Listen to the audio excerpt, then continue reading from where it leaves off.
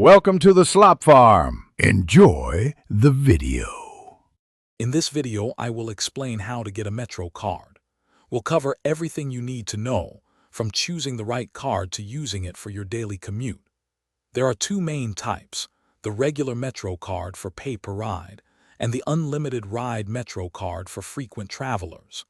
Understanding the differences will help you pick the best option for your travel needs, ensuring a smooth journey every time you ride. You can easily purchase a Metro card at any subway station. Look for the vending machines, which accept cash, credit, and debit cards, or visit a station booth agent for assistance.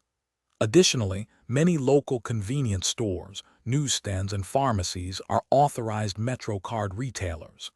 Just keep an eye out for the distinctive Metro card logo displayed in their windows to find a convenient purchase location near you.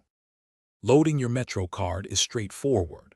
For a regular Metro card, you can add value in increments of at least $5.50, which includes a bonus.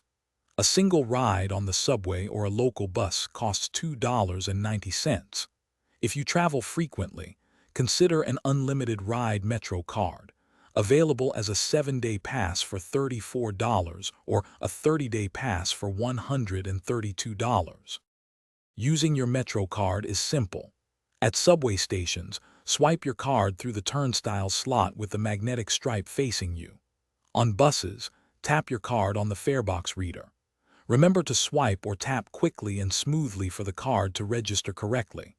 A great benefit is that you can transfer between the subway and a local bus, or vice versa, within 2 hours of your first swipe, completely free of charge. Thanks for watching. Consider subscribing if we helped you today.